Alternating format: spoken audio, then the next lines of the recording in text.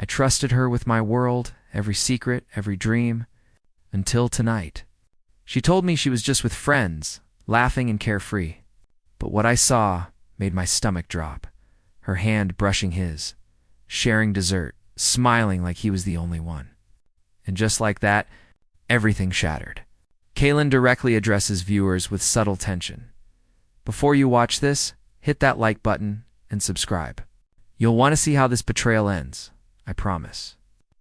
I remember that evening like it was a quiet storm building inside me. Everything seemed normal at first. Liana's messages popping up on my phone, her words casual and light, almost cheerful. Just out with friends. Don't worry, she had typed, followed by a string of emojis that were supposed to make it feel harmless, innocent. And I wanted to believe I really did. I wanted to trust her like I always had. To let the warmth of our routine shield me from the gnawing feeling that had been crawling in the back of my mind for weeks. But something in her words didn't sit right. There was a precision in the way she phrased it, a subtle over-explaining that made my gut twist in ways I couldn't ignore. I sat on the edge of the couch, my phone in my hand, staring at her name blinking on the screen. I tried to tell myself I was overthinking. Liana's my partner, my anchor, my home. But the thing about trust is, once it wavers, every small gesture becomes a question mark, every smile a potential lie. I remembered the last time she had gone out with friends, and how little details didn't quite add up. The delayed messages, the way she would glance at her phone and laugh at something I couldn't see, the sudden quietness when I tried to peek. These were tiny cracks, almost invisible, but enough for doubt to seep through. I decided to stay calm, rational. I didn't want to be the kind of man who accused without reason. So I distracted myself with small things, the hum of the apartment, the soft clink of a coffee mug against the counter, the faint echo of city sounds outside the window. I replayed our conversations in my head, dissecting every word for meaning. Every detail felt like a potential clue, every memory a reminder that trust is fragile. And yet, despite all that, I couldn't shake the nagging feeling that something tonight was different. The air itself seemed charged, as if it were holding its breath, waiting for a reveal I didn't want, but somehow anticipated. By the time evening rolled in, my unease had grown from a whisper into a steady, painful thrum in my chest.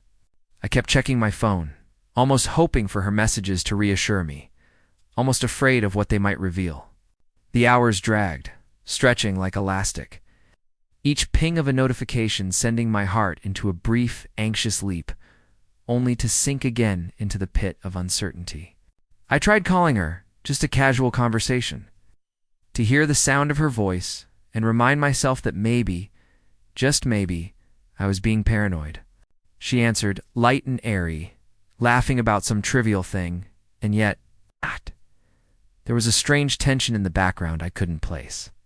It was a tension that settled in my stomach like stones, a sense that I wasn't seeing the full picture that she was holding back. I wanted to dismiss it, to chalk it up to imagination, but I couldn't. I knew myself too well, knew the way instinct worked when it whispers truths you refuse to acknowledge. That night, I paced the apartment, restless, the familiar walls suddenly feeling claustrophobic.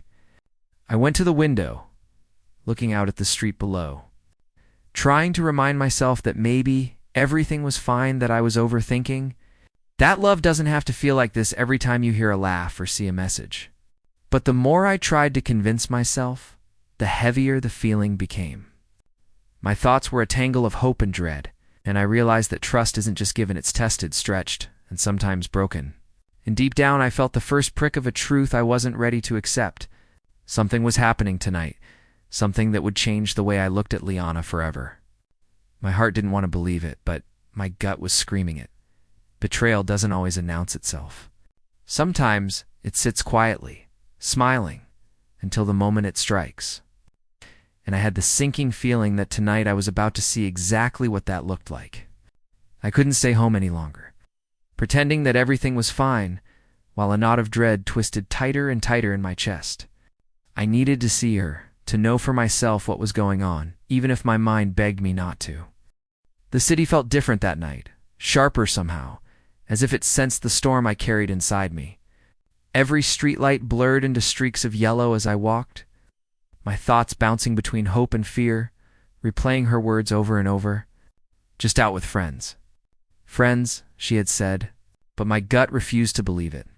Friends don't brush hands over shared desserts, don't lean in close with laughter that feels intimate. When I reached the area she'd mentioned, my steps slowed, each one heavier than the last. The hum of the restaurant spilled out into the street, muffled laughter, soft music, clinking glasses. I hesitated at the doorway, afraid to see, afraid not to see. But I needed the truth, the raw, undeniable truth. That's when I saw them. Liana and him.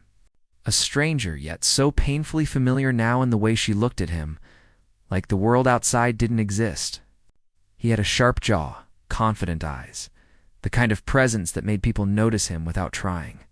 And she was smiling at him, leaning closer than she ever leaned toward me. I froze, my chest tightening. It wasn't just a look.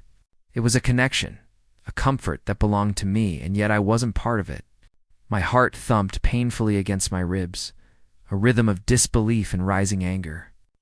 I watched her hand brush his as they shared dessert, and every nerve in my body screamed. My hands clenched into fists, and for a moment I thought I might run away, might turn my back and never look again. But I couldn't. Something inside me demanded I stay, that I see the full extent of what she had hidden. I remember feeling hollow, like the world had tilted on its axis. I replayed the nights, the laughs, the whispered promises I had trusted her with everything, and here it was slipping through my fingers like sand. Anger rose alongside heartbreak, hot and raw, wrapping around my chest and squeezing. I wanted to shout, to demand answers, to make her see the destruction she had caused. But I stayed silent, watching, letting every detail sink in. Every gesture, every glance, every shared laugh was a knife twisting in me. I felt both helpless and furious at the same time. Her laughter rang out again, clear and unaware of the storm she had unleashed. I could feel the weight of my own breathing, heavy and uneven, like I was about to shatter from the inside. The more I watched, the more I realized how much I had ignored, how many small signs I had brushed aside in the name of love. And now, sitting there on the edge of the street, I understood something crucial. Betrayal doesn't just hurt, changes you. It reshapes the way you see the person you thought you knew. I wanted to step forward, confront her, demand the truth in a way that left no room for lies. But even as I considered it, a different part of Mitha, part that craves justice, hungers for balance, started to whisper. I would confront her, yes, but on my terms.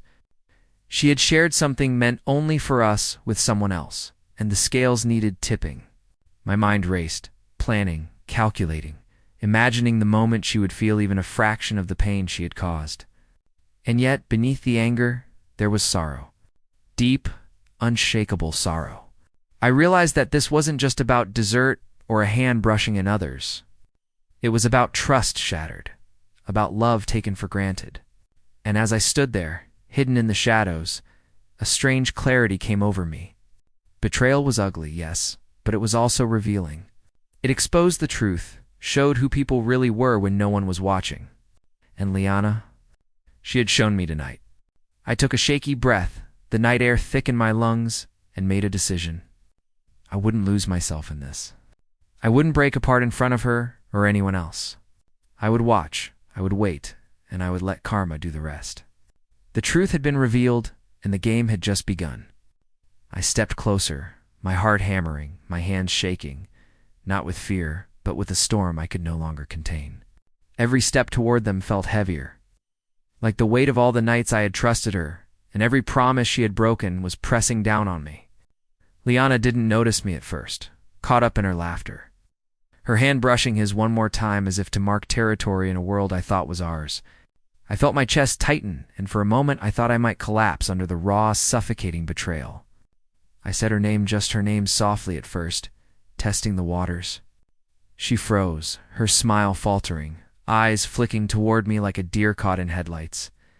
And in that instant, I saw the flicker of guilt, the flash of panic she tried to hide. It wasn't the playful, careless woman I had loved, it was someone else entirely. Someone who had been wearing my trust like a costume while hiding the truth underneath. My voice rose, shaking but clear as I demanded answers, words spilling out before I could control them. What is this? Who is he? My tone wasn't just anger, it was a fracture, a breaking of everything I had built with her. Eric's turned toward me then, eyes narrowing, posture stiff, trying to mask the arrogance that had seemed so natural to him moments before. I didn't care about politeness. I wanted to tear the mask off them both. I remember raising my hand, the motion half instinct, half anger, and striking him across the jaw. The sound of the slap echoed through the night, louder than I imagined it could. Liana gasped, stumbling back as if she had just seen the reality of what she had done reflected back at her. And in that moment, I felt a twisted clarity. The betrayal was no longer hidden, it was raw, visible, undeniable. Anger and heartbreak collided, and my voice trembled as I confronted her, my words cutting like knives. All this time, every word, every promise, was it all just lies? Her mouth opened, closed, words failing her as if she hadn't anticipated someone standing there, demanding the truth. She reached for me, perhaps to explain, perhaps to calm me, but I stepped back. Distance was my shield, my silent declaration that her actions had consequences. She could not undo the hurt, could not take back the night, the shared smiles, the secret moments that had been stolen from me. And then the moment shifted. Something in me softened, not into forgiveness, but into control. The anger was still there, hot and blazing, but it was tempered by a sense of purpose. I realized revenge wasn't just about immediate gratification. It was about reclaiming what she had taken. It's about showing her the emptiness she had created. I left them there, the restaurant lights casting shadows across the pavement. And as I walked away, the tension didn't fade, it transformed into focus. Karma, I told myself, would do the rest. I didn't need to force it. I could feel the city around me pulsing with life, indifferent yet perfect for what was to come. Liana's betrayal had been blatant, her dishonesty clear, and I had seen it with my own eyes. But seeing was not enough. I had to let it settle, let it burn into the memory of everyone involved. I imagined the whispers, the glances, the subtle shifts in perception that would follow. Every action had its consequence, every betrayal its price. And I was done letting hers slide. By the time I reached the edge of the street, a strange calm had settled over me. My fists unclenched, my breathing slowed, and I knew the confrontation had changed everything. Liana would remember this night, the moment she realized that what she had done could not be undone. And I, Kalen Stroud, would emerge not as a victim, but as someone who had seen the truth and had refused to be broken by it. The night had shown me her colors, her choices, and her limits. And in that revelation, I found a dangerous satisfaction. Betrayal had exploded, yes, but so had clarity. And clarity was a far more powerful weapon than anger alone. I didn't rush. Revenge isn't about immediate explosions. It's about patience, precision, letting the truth settle in and work its own weight. That night, as I walked away from the restaurant, the raw anger still pulsing in my veins, I felt something I hadn't felt in weeks' clarity. Liana had betrayed me, yes, but more than that, she'd exposed herself. Her lies, her carelessness, her assumption that she could deceive Manit all lay bare. And I realized in that quiet, burning clarity that karma doesn't need help to arrive. I only needed to let it unfold, carefully, methodically. The next few days were a study in control. I kept my composure, the kind of calm that unsettles people who assume they've won. Liana tried to reach me, messages full of excuses and half-hearted apologies that rang hollow in my ears. I read them, let them sting just enough, and then ignored them. Each ignored message was a small victory, a reminder that I wasn't helpless, that I had the power to define the outcome. Her world, which had seemed so vibrant when she was with him, started to feel smaller, tighter, constrained by the very lies she had told. And every time I pictured her expecting me to beg to collapse, a small smile tugged at the corner of my lips. I made subtle changes, little gestures that signaled reclaiming my space without announcing it. I moved her things, rearranged my apartment, made it clear that the life we had shared was no longer hers to dictate.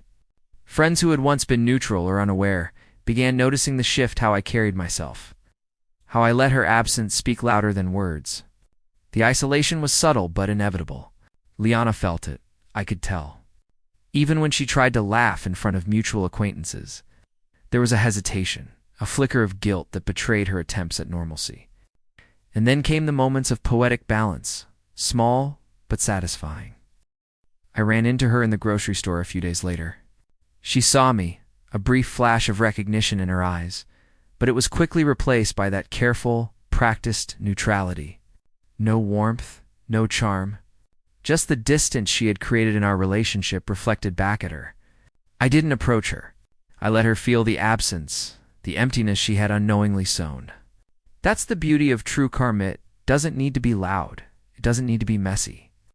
Sometimes, it's the quiet shift in the air, the realization that what you took for granted is gone and cannot be reclaimed.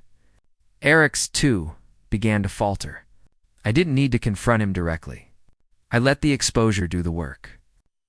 People started noticing him differently, the confidence he wore like armor cracking under subtle scrutiny. The world has a way of balancing itself, and I became the observer, the silent witness to consequences unfolding. Watching them realize slowly that they had overstepped, that their actions had tangible repercussions, was its own kind of satisfaction.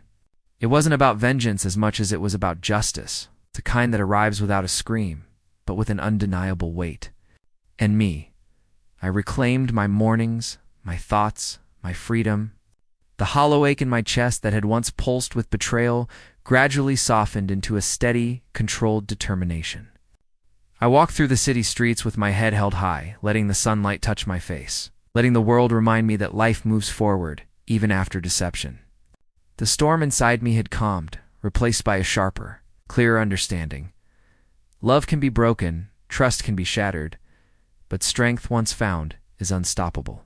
By the time I allowed myself a private smile, I knew the game had shifted. Liana would remember what she lost, and Eric's would face the subtle consequences of his choice. Karma had done its work quietly, elegantly, without me lifting a hand beyond what was necessary. And in that knowledge, I felt a rare satisfaction. Betrayal had struck, yes, but it had revealed truths, exposed lies, and ultimately restored balance. I was no longer the man she could manipulate. I was Kalen Stroud, the one who had watched, endured, and emerged stronger, letting the world correct itself while I walked forward, unbroken. The city was quiet that morning, almost serene, as if it had been holding its breath while everything unfolded.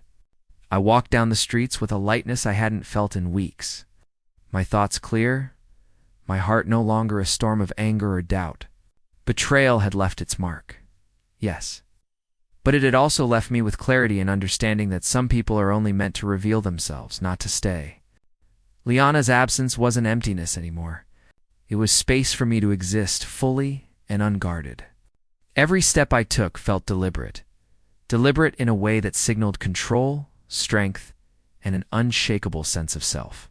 Messages still came, but I didn't open them. Her attempts to reach me, to explain, to twist her guilt into apologies, were irrelevant now. I had no interest in letting her manipulate my emotions further. I imagined her standing there, phone in hand, realizing that I had moved beyond her sphere entirely. And that realization, that sting of too late recognition, was far sweeter than any words I could have thrown at her. Karma had arrived, not as a dramatic confrontation, but as the quiet, unavoidable consequence of her actions. Even Eric's began to falter. I didn't need to face him. Didn't need to remind him of the slap, the confrontation, the humiliation of being exposed in front of someone he thought he could charm. Life had a way of balancing itself, and I let it do just that. Friends who had once been distant or unaware now noticed the shifts in their behavior, their glances, the subtle withdrawal of warmth. They realized what had happened without anyone saying a word. And through it all, I remained steady, a silent observer of the aftermath, letting every consequence land with perfect precision. Walking through the quiet streets, I thought about the moments I had loved, the laughter we had shared, the dreams I had trusted her with. None of it was erased, but the meaning had changed. What was once shared joy became a memory of lessons learned, the knowledge that not everyone values what you give, and that some betrayals are necessary to understand your own strength. And in that understanding, I found a strange peace. The pain hadn't vanished, but it had transformed into a tool, a lens through which I could see clearly who belonged in my life and who did not. Later, I passed a cafe, and through the window, I caught a glimpse of her. Liana looked up, her eyes scanning the room, searching for me. But I wasn't there, and that absence spoke louder than any confrontation could. I saw the faint flicker of panic in her expression, subtle tension in her posture, the recognition that the person she had taken for granted had moved on. It's untouchable, unbroken. Eric sat beside her, trying to maintain a facade of confidence, but even he couldn't hide the quiet unraveling, the small cracks that had begun to form in his carefully curated image. Karma had arrived, as patient as it was inevitable, and I had allowed it to work without interference. I found myself smiling, not in cruelty, but in satisfaction. Life had a way of correcting itself, and I had been wise enough to step aside and let it happen. Betrayal had hurt, yes, but it had also revealed truths about her, about him, and most importantly, about me. I was stronger, clearer, and unburdened by lies. The lessons had been harsh, but they were mine, and they had forged a resilience I hadn't known I possessed. As I continued walking, I felt the dawn sunlight warming my face. The city moved on, oblivious, indifferent, perfect in its rhythm. And I understood that this was my moment, my closure. I would carry the scars, yes, but they were reminders of survival, of strength reclaimed. I was Kalen Stroud, the man who had loved deeply, been betrayed, and emerged not bitter, but empowered. And in that empowerment, I discovered the sweetest revenge of all: peace, clarity, and the undeniable knowledge that karma had done its work, beautifully and fully. Without me needing to lift a hand beyond what was necessary,